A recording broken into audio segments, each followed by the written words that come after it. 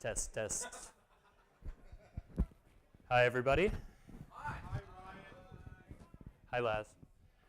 So my name is Ryan Huber, and I'm here to talk to you about denial of service attacks and hopefully preventing them. All my info is here, but I'm going to give you a public service announcement right off the bat because this screwed me over. I lost about 2 hours of work. Dropbox plus ENCFS plus Keynote 6 equals corrupted presentation. So that's right. So just make sure that you drag it out of ENCFS and Dropbox before you play with it. So who am I? So my name is Ryan Huber. I work for Risk.io, which is a vulnerability management company. I worked for Orbitz.com for 11 years. I'm going to speed through this very quickly because you all look really bored. And I like computers and bicycles. So there's no contest today, sorry. So we're going to start off with a quick intro to denial of service attacks, then a quick attack demo. Then we're going to talk about some mitigation strategies, move on to Bouncer, and finally a recap of what we go through here. So what do I mean by 99%? Well, I think it means that you should try and provide service to as many of your users as possible, which is limiting false positives, while even running at 99% utilization. So know where your website breaks, right? Because all of these attacks are targeting some part of your infrastructure, and they don't need to know where it breaks. But somewhere down the line, it does break. We're not going to be talking about network denial of service attacks today. Those are fairly well understood at this point. And in many cases, not all cases, but many cases, you can buy a piece of hardware and put it in line to mitigate those attacks. Application denial of service attacks require a bit more knowledge, and it can be a bit more difficult to mitigate these. No, it's all right.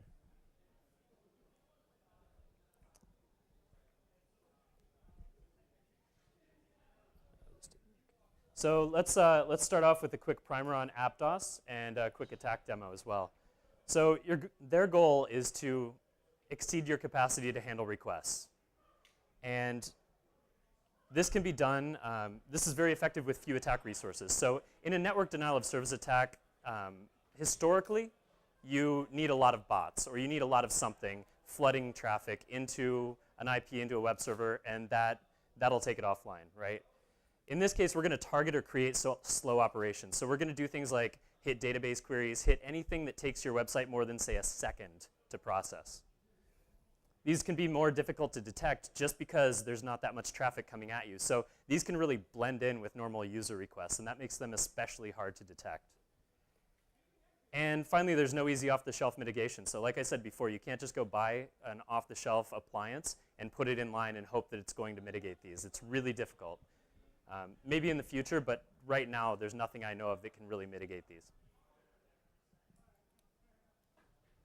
So we can further divide DoS into two categories: web server attacks and attacks against your application. So web server attacks are anything that are going to attack something like Apache. And show of hands, how many people in the audience use Apache? Okay, so let's say that's 60%. So when we're talking about Apache, the number we care about is max clients. And what that means is once we hit the max clients number, we're not going to serve any more requests. Now that's concurrent requests, right? So if there are 100 people making concurrent requests to my web server, and my max clients is set to 100, that's it. I can't serve any more requests. So the first type of this attack that became really popular was slow LoRa's. And this was written by Robert Hansen, RSnake. And what it does is connect to your web server and send a new header every few seconds, or every, a couple of headers every second. And it just does that over and over. So it opens the socket and it drops a header, and it's going to do that forever. It's never going to stop. And your web server, or before some of these mitigations were put in place in Apache, your web server would just sit there and wait. And the request never completes, so it'll wait indefinitely. These were really effective at taking down Apache with, you could do it from a single laptop. So this evolved into slow post, which was first released as Rudy, I believe. The timelines on some of these are confusing, but Are You Dead Yet or Rudy was one of the popular ones. And what this would do is find a form and post data to it very, very slowly. So if I'm posting 2 gig of data at a very slow rate, that's obviously going to tie up web server resources. I can't get anything else through. And finally, these evolved into slow read attacks, which is get a page and then read it as slowly as possible. Now, these are especially hard to defend against because what else reads things like this? What else reads very slowly? Dial-up, right. Anything that's on a slow connection. So unless they go way overboard and do it at this rate, it's going to just look like a slow connection. And they can really tune that. And the other thing they do, by the way, is they shrink the TCP receive window to be very small. So that kind of exacerbates it a bit. So I'm going to sit down for a second and show you a web server demo. This is just what it looks like when you see a denial of service attack. And I'm going to use a slow HTTP test to do this.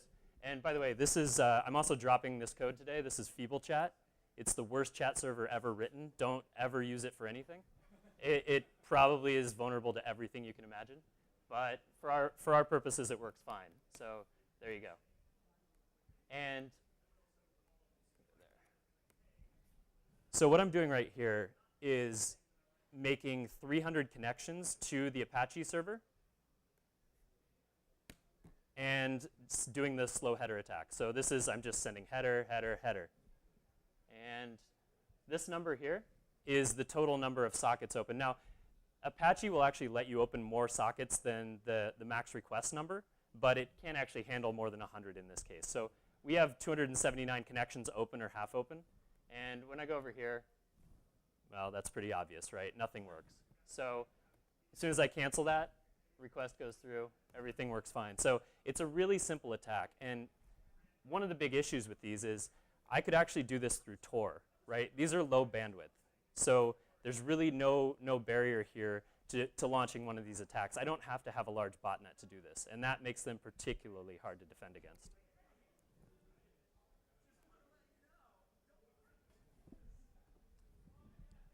So let's talk about AppDOS in relation to your application. These will be more targeted attacks that will do things like execute expensive queries. So this is maybe a database query that takes 10 seconds, right? If I want to find out what's slow on your website, I can just crawl your website, get stats on how long each response takes, and it'll take no time to really know where the pain points are. You can also do this by large downloads. So if you're serving up large files, if you're doing ISOs, anything like that, I can just read those. I can read them especially slowly, also a problem. Exceeding a backend connection pool. So maybe your database won't support the same concurrent number of connections that your web servers can throw at it, right? So now your database has exceeded its capacity. And finally, creating too many sessions. Now, this can actually happen as a side effect. And this was actually my introduction to application denial of service. Because what we saw was a slow denial of service where they were requesting a page about every 15 to 20 seconds. So we'll say 3 requests a minute. And as a side effect, they weren't holding the cookies. So every time they hit our website, even a deep link, we were generating a session. And where are sessions kept? Well, they're usually kept in memory on a back-end cache. So once you run out of memory on that back-end cache, no new users can come to your site. Nothing, you can't do anything, right? You may be able to load a few pages that happen before session creation, but beyond that, you can't really get anything done. Let's move on to mitigation strategies. So there are a few modules out there for Apache right now that let you, look at this traffic and try and mitigate it. Some of these, mod security lets you set sec read write state limits, which are, I'm not going to wait longer than X seconds to read all of the headers or to read the request. Mod request timeout and QoS can do some very similar things. And you can also put varnish or some other type of reverse proxy in front of your web server. And somebody told me varnish sucks. I haven't used it personally, but it may suck, so I don't know.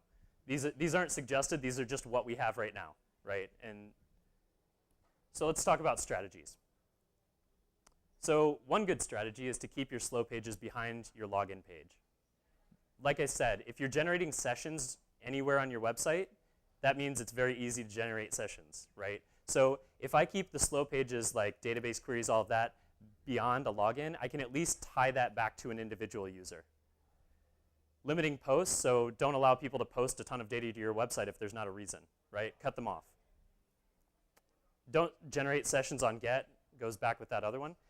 Leveraging a CDN, so CDNs like Akamai can really help out here. And the downside there is cost. So you can put all of your traffic through Akamai if you'd like, but it is going to cost you more than just hosting your content. Changing web server software. You can change to something like Nginx, which can handle a large number of concurrent connections. Now, that's not a silver bullet, right? Nginx can handle this much better, but it by no means can thwart all of these attacks. So just know that it's going to give you a better chance of defending, but it's not a silver bullet. And finally, optimize your code.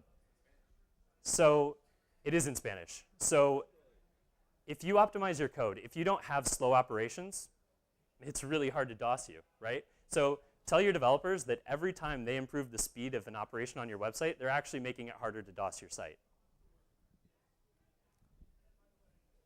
So let's talk about identification.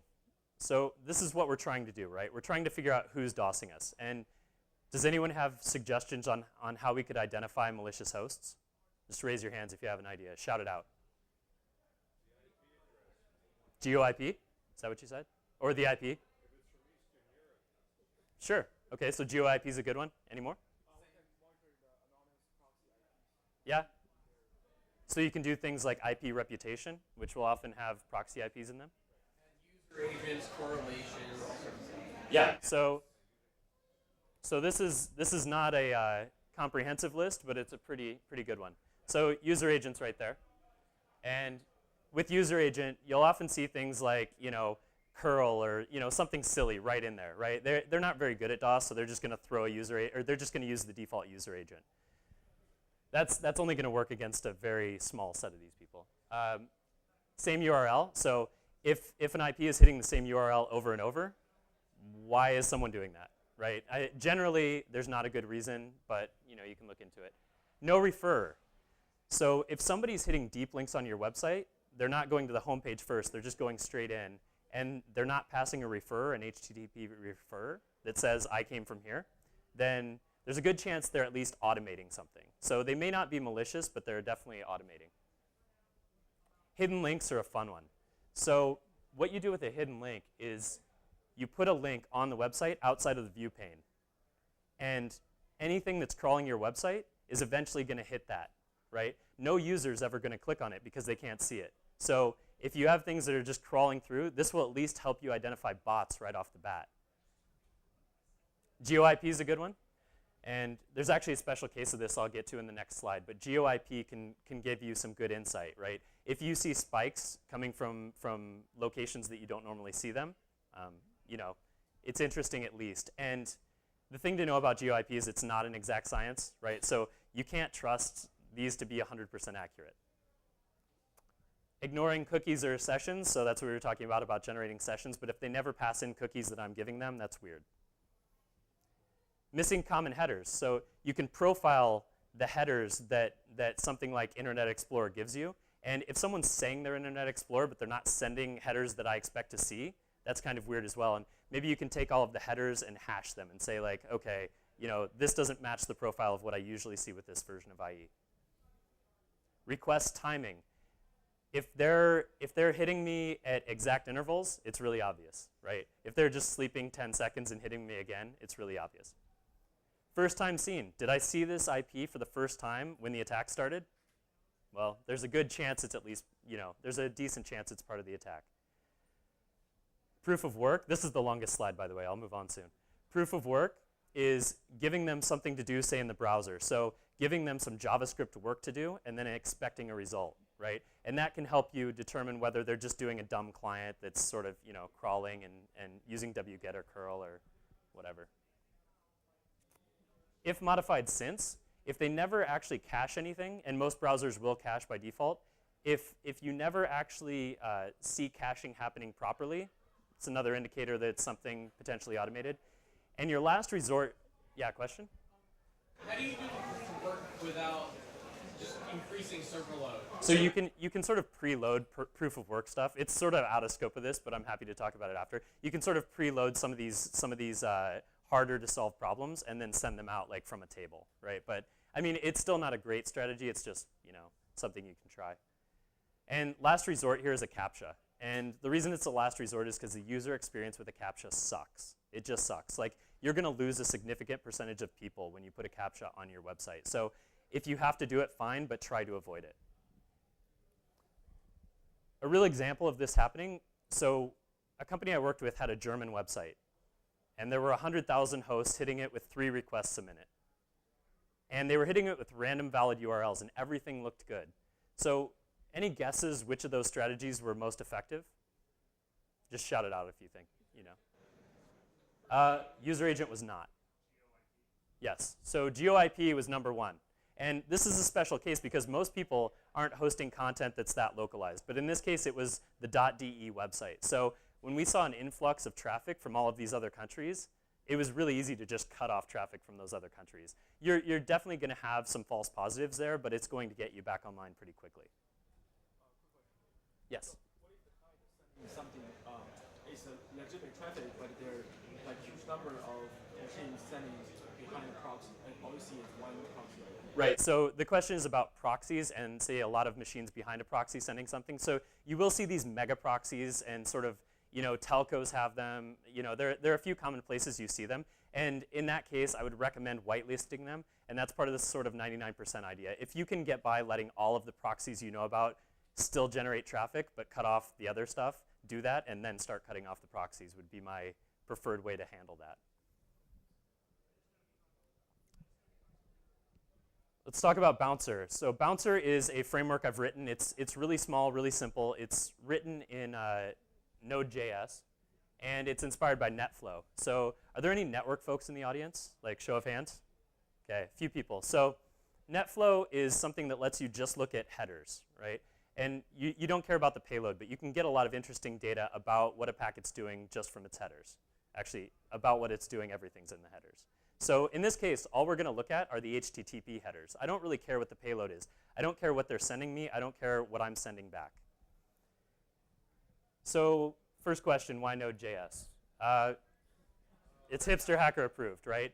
And I live in San Francisco, and I'm trying to keep my hipster cred up. So it was an obvious choice. But seriously, why Node.js? So first thing, it's asynchronous. It means it can handle a lot of traffic, a lot of connections. And it is single-threaded, but asynchronous. You can do some really cool stuff shuffling data around. It's fast when your task is not CPU-bound, so if it's not doing a lot of work, it's quick at its job. There's a great library already out there called Node HTTP Proxy. It's already written. You can just take advantage of it. And it's been around for a long time now. JavaScript is a well-known language, so you can potentially recruit more people to help you work on this. And JSON is native. It's the native object format. So if I'm going to pass around data, JSON's a pretty nice way to do it. Some of the goals were minimal code, small memory footprint. Why a small memory footprint? Because in production, I could see you running this right on the same box as your web service, right? So if you keep it small, you can just deploy it right there and just proxy to localhost. Makes it very simple to deploy. Fail open, meaning if I lose contact with anything in the chain, then just keep passing requests. I don't want to be dependent on any one piece of my architecture. Works in the cloud. It's kind of hard to install a device in the cloud. Some providers may allow you to install network hardware, but there's some laughs. But I don't know if that's the case. But anyway, you can put this on an AMI very easily. JSON for messaging, again, because JSON's a pretty easy to read format in any language, and you can process it pretty quickly. And finally, make decisions outside of the proxy code. So this is a little proxy running there, and we don't want it making any decisions. We want it to pass on what it knows and then just continue doing its thing. This is the architecture. You have the Magic Cloud Internet there, and you have these proxy instances. And what they're going to do is pass data. They're going to pass the JSON data onto an aggregator. So this is sort of a single point where all of the headers are going to pass through. And it's got to be high performance, but it's actually a pretty small amount of data, even on a large website. So the largest installation I've seen of this was about 300 hosts, and it was still a manageable amount of traffic passing through that aggregator. And finally, you have the consumers on the back end. What the consumers do is read that stream of JSON data and make decisions. And None of those consumers. So it's one-to-one here in the graphic, which is misleading. But there's no one-to-one relationship between proxy and consumer. Every proxy sends every event through the aggregator, and every consumer gets a copy of every event. And the reason you do that is because you can size your consumers to the problem.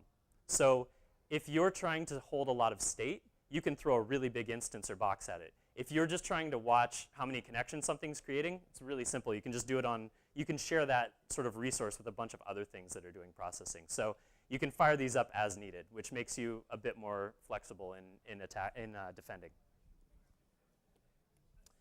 This is what the message format looks like. The middle one's a bit condensed, but what you see here is a connect event and a time.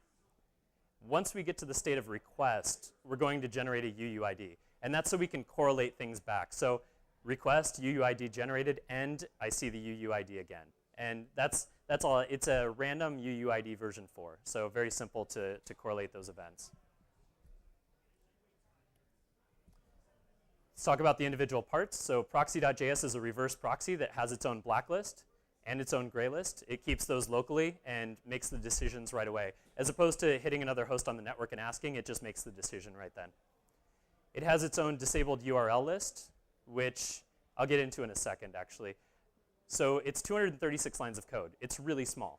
And that means there are very few moving parts. And I prefer to keep it that way. You know, use the building blocks that are already out there. And in this case, Node HTTP proxy does most of the heavy lifting.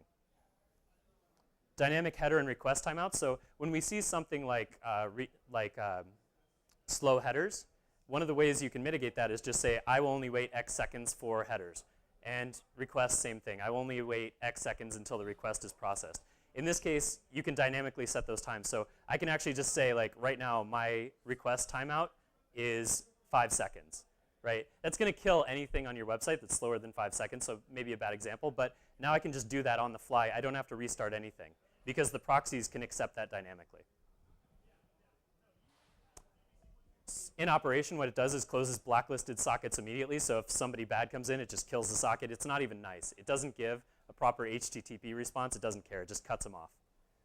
It monitors the total time to send headers. So this is how you do the header mitigation and the request mitigation, which is next. Assigns that UUID and then forwards the request info, that JSON data to the aggregator. The aggregator links the proxies and consumers and multiplexes, as we said, and it is also only 64 lines of code. So it actually has no dependencies whatsoever, and it's 64 lines of like the simplest pub sub you've ever seen. And that's sort of one of the nice things about Node. You can do these sort of services really easily. The consumers are what you write, and these are the things that drink from the JSON firehose. So they're going to be getting a lot of events coming in, and they're going to make those independent decisions, right? And you can size them into the problem. What they also do is when they make a decision, they send that decision back through the aggregator to the proxy. So there's a messaging format which is I read everything, and then when I've made a decision, I say, let's block that. It goes back through the aggregator and reaches all of those proxies at the same time. Some example commands. Block, unblock, pretty simple. Block an IP. Gray list and disable URL. This is where, say I have a really slow URL. Say it takes 20 seconds to load, and say someone is hitting that like crazy. With this, I can actually add, I can say DURL, that exact URL, and then I can add that host to the gray list. So I can say, this guy can do anything else on the website, he just can't do that right now. And you can dynamically add those in, and all of these commands actually have timeouts built into them. Header timeout and request timeout, those are what I was talking about dynamic timeouts where you just cut them off. Flush is just empty out all the blacklists and gray lists, let's reset. And nuclear. So if somebody is holding a lot of connections open to me, and I haven't really started logging this, and I don't have an idea of where it's coming from, nuclear is just kill every connection right now, right, indiscriminately. Now, why would I do that? Because if I have someone that's building up that connection pool slowly, trying to hide themselves, at least I can get back on them really quickly. So the nuclear option is never a great option, but maybe you can just do that and get back online quickly and start monitoring and use with caution. This is what the commands look like. So they're not actually JSON. And what's kind of cool about that is you can just telnet into the aggregator. I know I said telnet. Oh, it's terrible. You can actually telnet into the aggregator and just issue commands. So I can just say block this. That top block command is block that IP for 10,000 milliseconds, so 10 seconds. And the proxies are going to automatically expire that, so I don't have to follow up on that. They're just going to block it, and then once that 10 milliseconds passes, it's going to drop out. Disable URL. Somebody's downloading this awesome video, and I want to stop them. So this is going to put them in the penalty box, Canadian reference, for 60 seconds. And finally, header timeout and request timeout. So those are just, those are across the board, and you just send those as number of milliseconds as well. Here's the part where we get into demos. So this is where it all goes off the rails. All right, so our first example consumer is just going to track the number of connection attempts over a time period, and once we cross that threshold, we're going to block.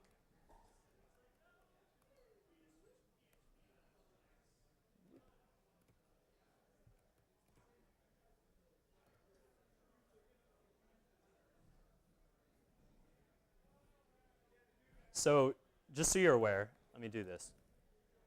It's hard to. So see number 2 up there? I'll just keep doing it. So number 2 is actually the proxy. And what we're looking at there is netstat, how many connections support 80 or open. The one below that is our actual Apache server. So how many connections to Apache are making it through the proxy. So I'm actually going to fire this at the proxy. And the first thing you'll notice is that the proxy now has 300 open connections. What that means is our web server is actually just working fine, right? The proxy, because it's asynchronous, you're just holding that connection open, and the proxy is just sitting there doing its thing. And we're going to go ahead and pass traffic right on to our web server. And the web server is going to handle, you can see the request coming in. It's handling one request right now, no big deal. So right away, just putting the proxy in line, you're getting a bit of defense without tuning it at all. There's nothing except for a proxy running in front of this. And this is akin to using something like Nginx to do this job.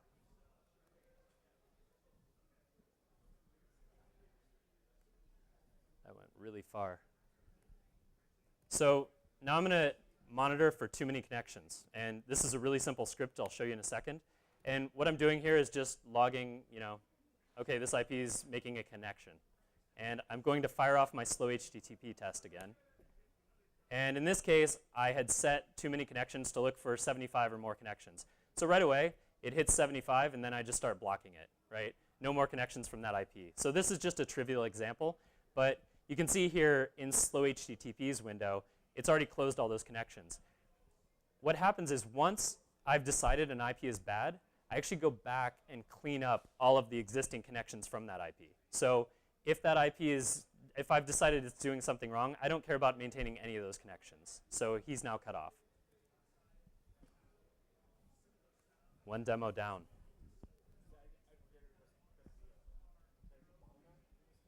Sorry? So the question is the aggregator a potential bottleneck? Probably not. The aggregator is able to handle quite a lot of traffic. Now, if it gets to the point where it can't, you can definitely optimize it. Like, it's just in Node, so maybe you do it in C, maybe it's really simple stuff, but we haven't hit that as a bottleneck yet. So, it may come to that, but optimize when you hit the problem, not before.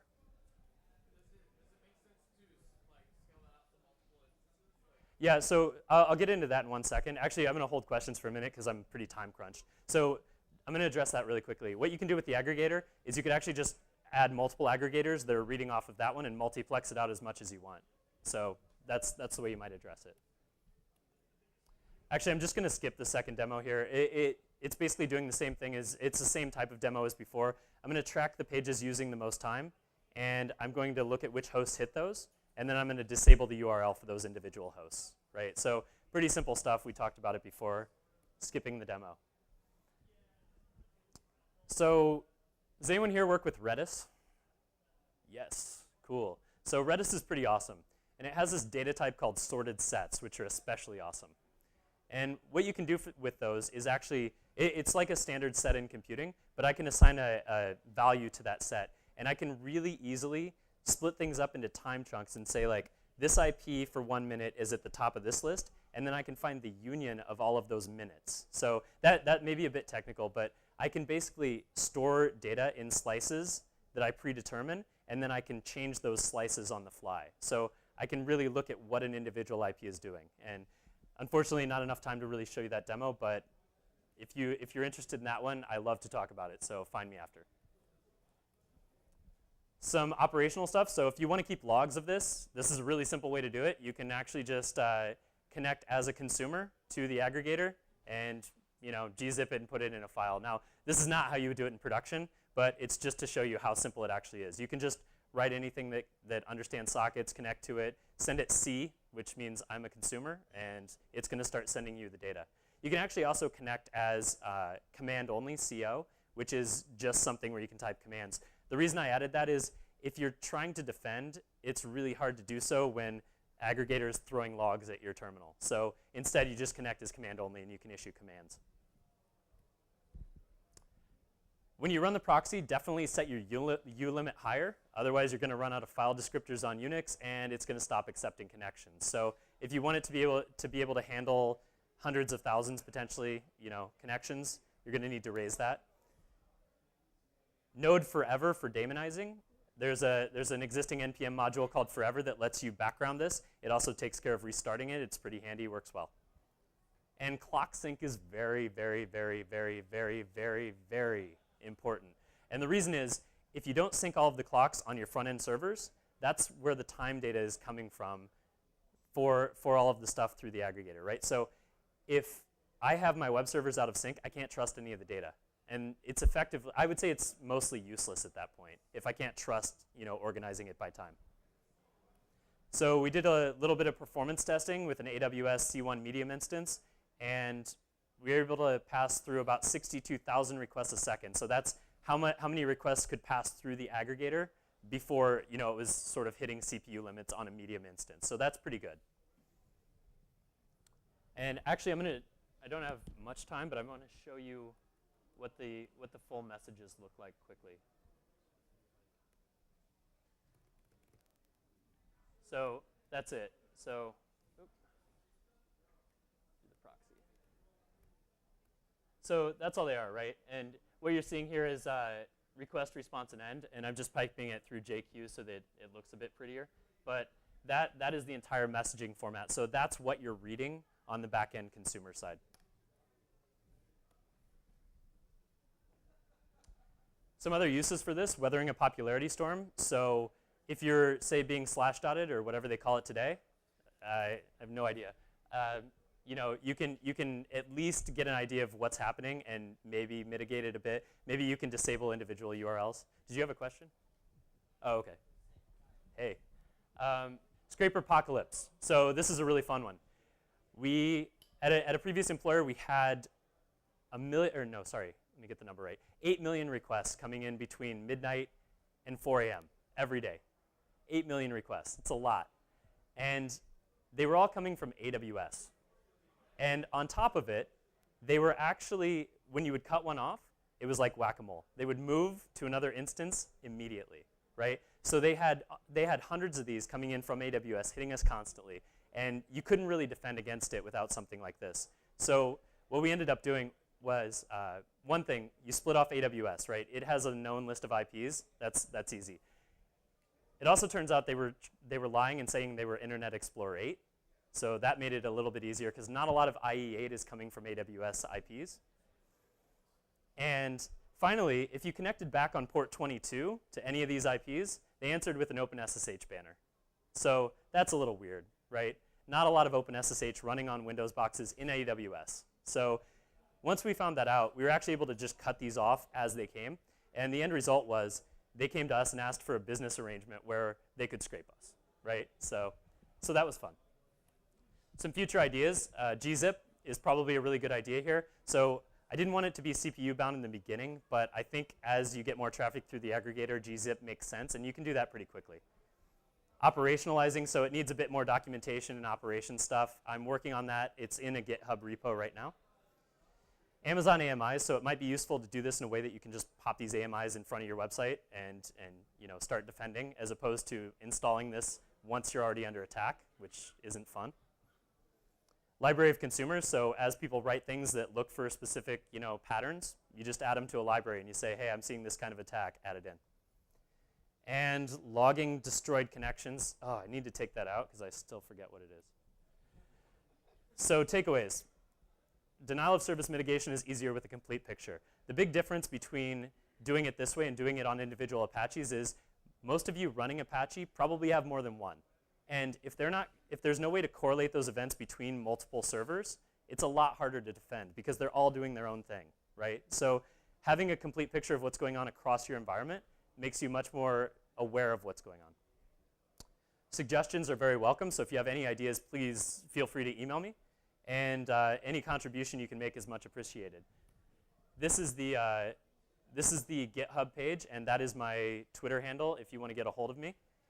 Email address, and I didn't have the opportunity to cite all of these references directly, but if you hit that references link, it's actually a GitHub gist of all of the stuff that I used when I developed this. So that's a pretty extensive one. And yeah, questions? It is the most permissive one I could find, which I think is MIT. Yeah, do whatever you want with it. Please use it. Yes? Just for mitigation strategies, there's one more. There's some vendors that have WAF in cloud, and they can stop SQL injections and still do some. Yeah, definitely. So the idea here is there are definitely places that you can do this in the cloud and services that are offered. The idea here is that a lot of people aren't using those and maybe can't afford them. So this is something that you can deploy on any sort of scale you want. Yes? So a lot of sites like to use a lot of HTTPS and SSL. Yep.